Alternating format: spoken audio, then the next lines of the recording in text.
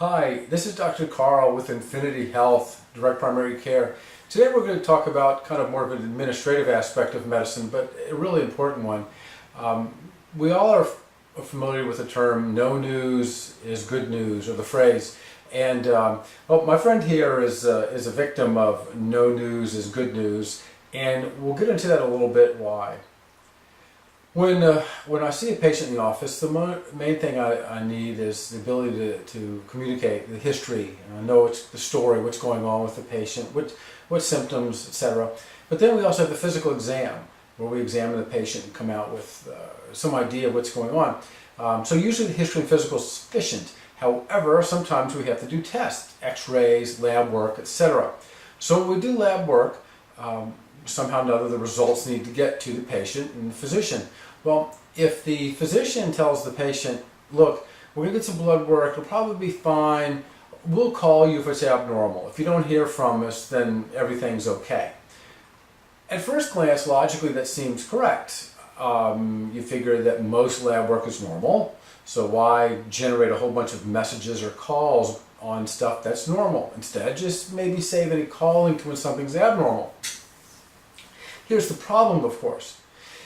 If there happens to be abnormal results on the blood work and the patient doesn't hear, the patient assumes that everything was normal. But let's say that blood work was lost or misplaced, or the physician or the staff didn't notice something, didn't see it come across their desk or their screen.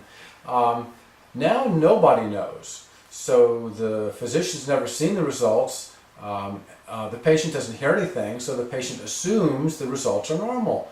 But of course, we may be actually in the possession of abnormal lab results. So if there's something abnormal and nobody knows about it and it's never addressed, then possibly that abnormality can actually multiply into something really serious.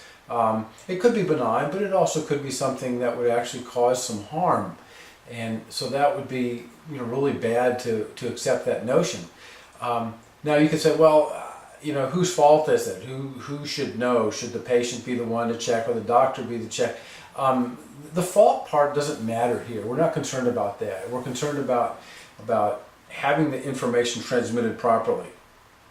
Now, just as a bit of a backdrop, the medical practice office these days is much more complicated than it used to be. There's much more paperwork, there's much more administrative tasks. Insurance companies and government organizations throw the office infinite amount of regulations and burdens and administrative duties which have nothing to do to help your health or have anything to do with health care in general. They're just stuff that wastes our time. So know that an office can be a very busy and complicated entity, and it is possible that something may not come across somebody's desk. It is possible. So if you get that advice to simply call, that you'll be notified if there's an abnormality, don't go with that. Please make sure that your physician tells you that we'll call you regardless of the test result, whether it's normal or abnormal, or that we'll message you through a portal or email or something. Make sure that is your standard. And if you don't hear anything, you call that office back. Even if it's a minor test, you call that office back. But the office policy should be to contact you regardless of the test result. I know that's my policy. So how long should you wait? So if you don't hear something from the office in a day, well, if it's a severe illness, if you're having cough, fever, shortness of breath, and chest pain, and they order a chest x-ray, it's expectation you hear about it that day or the next day. If you're coming in for routine annual labs, then you don't suspect anything's wrong. Then if a week goes by and you don't hear, then you probably should call that office and find out. Main thing is that if you run into an office who steadfastly insists that their policy is we only call you if things are abnormal, and if you don't hear from us, then everything is fine, my advice is to run away as fast as you can. Otherwise, if you don't hear from it, don't get mad. There's no point writing bad reviews about the office or stuff like that. The main thing is use the patient as captain of your own ship, caretaker of your own body, that make sure that if you don't hear about the result, that you can find that result. That should be your standard. So we don't like the phrase "no news is good news," because no news may simply mean that we don't know if there's bad news that exists.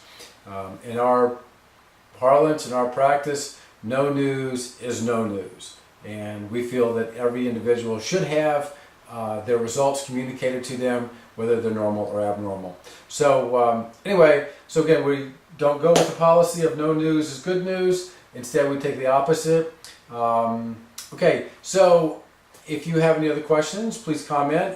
If you like this video, please like or subscribe, and we'll be with you in the not too distant future with some other videos. All right, thanks for listening. Bye.